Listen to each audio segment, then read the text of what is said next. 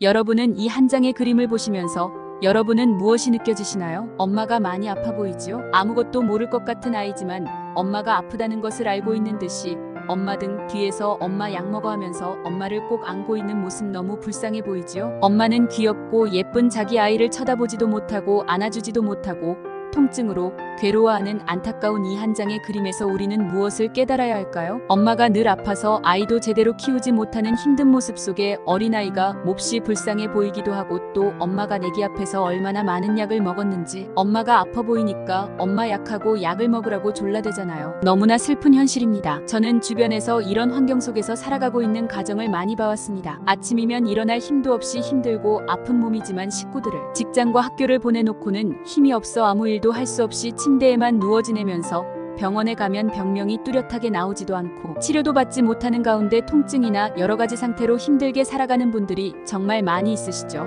나는 정말 아파 죽겠는데 식구들은 꾀병같이 느끼면서 짜증을 내고 집안은 엉망이 되어가고 있죠. 주부의 입장에서 보면 정말 너무 힘들 것 같아요. 그런데 이런 일이 왜 일어날까요? 그래서 식약청에서 내 몸속의 약 이야기란 책을 발간했습니다. 약은 질병을 치료하고 증상을 경감시키며 질병을 예방할 목적으로 사용하는 물질이라고 세계보건기구 WHO에서 정의하고 있습니다. 그러나 처방된 약의 용법과 용량을 제대로 지키지 않으면 약은 독이 됩니다. 또 음식에 따라 약물 흡수가 달라질 수 있고 효능도 변할 수 있습니다. 잘 쓰면 약이 되고 잘 못 쓰면 독이 되는 약에 대해서 여러분은 얼마나 알고 계십니까? 오죽하면 이런 수많은 책들이 나올까요? 약에게 살해당하지 않는 47가지 방법, 위대하고 위험한 약 이야기, 약국에서 알려준 궁금한 약 이야기, 식약처에서 발간한 내 몸속 약 이야기 등 약에 관련한 책들이 많이 있습니다. 병은 사람을 죽이지 않지만 약은 사람을 죽인다 라는 말을 실감하셔야 됩니다. 외국 의사에게 우리나라에서 감기로 지은 약을 보여주었더니 깜짝 놀라더라는 거예요. 왜 놀랐을까요? 감기약에 웬 소화제,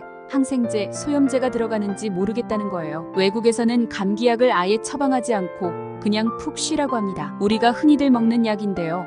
약 성분과 사용 범위를 일일이 다 열거할 수는 없지만 이런 약으로 치료도 하고 건강도 지켜주는 위대한 성과도 내고 있지만 부작용 또한 심각합니다. 환자들이 알지도 못하는 부작용과 문제점이 너무나도 심각한 상태입니다. 왜 부작용이 심각한가 하면 약은 독이기 때문입니다. 예를 든다면 우리가 농사를 지을 때 풀을 죽이는 제초제가 풀을 죽여주므로 풀을 뽑는 수고를 덜어주고는 있지만 알고 보면 제초제는 고엽제를 아주 미량 사용하는 것이라는 사실이며 이외에도 함량에 따라 독이 될 수 있고 약이 될 수도 있는 것이 많이 있습니다. 부작용이란 의도하지 않은 효과를 말하는데 감기약의 경우 감기약을 먹으면 자꾸 졸리는데 이것은 수면제가 들어있는 것이 아니라 콧물약의 부작용이라고 합니다. 미녹시딜은 원래 혈압약으로 사용되었으나 복용 환자들에게서 털이 많아지는 부가적인 작용의 발견으로 현재는 탈모 치료제로 사용되고 있습니다. 부작용에 대한 약물 순환고리를 말씀드리면 질병이 발생되면 약물을 복용하게 되고 약물을 계속 먹으면 약물 부작용이 나타나며 내성이 생깁니다. 그렇게 되면 약물을 증량해야 되며 약에 대한 의존성이 높아지고 먹지 않을 경우 금단 현상이 나타나며 리바운드 증상이 나타나 더욱 심해지므로 다시 약을 의존하여 더 독하고 많은 양의 약을 먹게 되니 몸은 낫는 것이 아니며 더욱 악화되어 결국에는 치료할 수 없는 경우가 발생합니다. 그래서 약에 대한 올바른 인식이 필요합니다. 한민족문화대백과 한국학중앙연구원에서 약에 대하여 기록한 내용을 보면 약의 남용과 오용 또는 보약 숭상 등은 약에 대한 올바르지 못한 인식에서 생겨났습니다. 약은 모두 고마운 것이고 약은 먹을수록 몸에 이로운 것이라는 그릇된 인식을 지니고 있습니다. 약의 올바른 사용을 위해서는 그와 같은 잘못된 인식을 고쳐나가도록 하여야 하겠습니다. 약을 과신하게 된 이유는 신농본 초경에 모든 약을 상약, 중약, 하약으로 분류할 수 있다. 약의 상품 분류의 사상과도 맥락을 같이 한다. 상약은 우리 몸에 좋은 약이고 하약은 독이 되는 약인데요. 모든 약은 전부 상약이라고 과대평가하는데 문제가 있는 것입니다. 더군다나 현대의 의약품은 거의 전부가 하약에 속하며 모두 독성물질이기 때문에 필요한 경우에 한하여 극히 조심하여 사용해야 하는데 그것을 상약처럼 생각하여 전혀 독성이 없고 아무리 계속해서 많이 먹어도 좋으며 생명을 북돋워주는 이득이 있다는 그릇된 생각을 하는데 잘못이 있습니다. 그래서 보약도 아닌 것을 보약이라고 과신하여 쓸데없이 돈을 낭비하는가 하면 보약의 해로움에 의해 도리어 건강을 해치기까지 하니 한심한 일입니다. 무슨 보하여도 식보가 제일이니라. 이 말은 병이 생기면 우리 몸은 자연치유력이라는 보이지 않는 힘이 스스로 어떻게 해서라도 병을 낫게 하려고 애를 쓰는데 약을 잘못 쓰면 도리어 생명을 잃는 수가 있다는 것을 경계하는 말이다. 허주는 동의보감해 의사는 병의 근원을 밝혀서 어디에서 병이 생겼는가를 알고 난 뒤에 식이요법으로 고치도록 하고 그것으로 안 될 때에 약을 쓰도록 한다 라 했고, 가난하여 돈이 없는 사람은 음식으로 병을 다스리도록 하여야 한다 라고 하였다. 요사이 모든 성인병이 올바르지 않은 식생활에서 생긴다고 하여 식원병이라고까지 하는데, 식생활을 개선할 생각은 하지 않고 약만으로 고치려는 것은 도리어 병을 악화시키게 된다. 다시 한번 말씀드리지만 건강은 절대로 의사나 병원이 지켜주거나 고쳐주는 것이 아닙니다. 내 스스로 건강하게 사는 법을 배워서 건강을 지키며 살아야 합니다. 먼저 내 몸의 피가 탁해지고 끈적여지고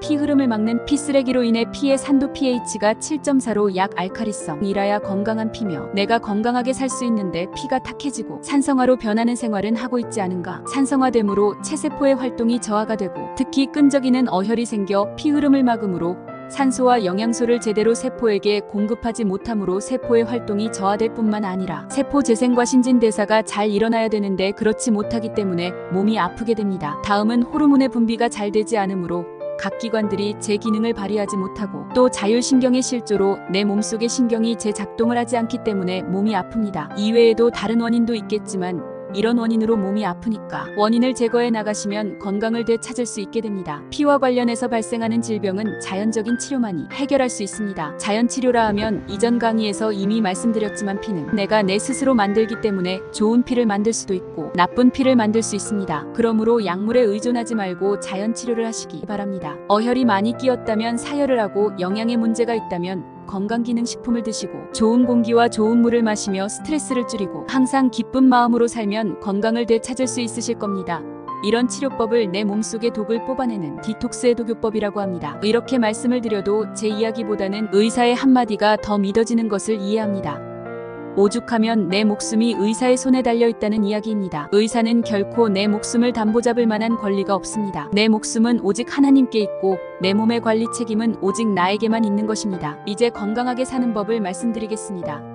먼저 아프면 왜 아픈가를 생각해보는 것입니다. 그 원인이 몸에 해로운 인스턴트 식품 섭취, 과음과식, 그리고 약물 남용, 스트레스 같은 것과 불규칙하고 생활습관과 운동 부족으로 피가 탁해지고 어혈이 뭉쳐 혈액순환이 되지 않도록 늘 내 몸을 사랑하는 것입니다. 독은 멀리하고 신선한 공기와 맑은 물을 마시는 것이 건강에 도움이 되며, 또한 피가 원활하게 순환이 되고 모든 장기와 기관은 정상적으로 작동하여 호르몬도 원활하게 분비되므로 건강할 수 있습니다. 그리고 이미 피가 탁해지고 어혈이 많이 끼었다면 혈전용해제나 고지혈약 같은 것을 먹는 일은 하지 말고 신장과 우리 몸에 쌓여있는 피쓰레기를 자연정혈요법으로 쏙 뽑아버리고 좋은 건강기능식품 같은 것으로 보충한다면 건강하게 살게 될 것이며, 이미 잃어버린 건강이라면 다시 되찾을 수 있을 것입니다. 진심으로 드리는 제 이야기를 경청하시면 몸도 건강해지고 돈도 지킬 수 있을 것입니다. 제가 드리는 건강하게 사는 법을 아시고 건강하게 사시려면 제 영상을 계속 구독하시고 좋아요, 알람도 눌러주시면 더 좋은 영상과 더 많은 정보를 올리도록 하겠습니다. 감사합니다.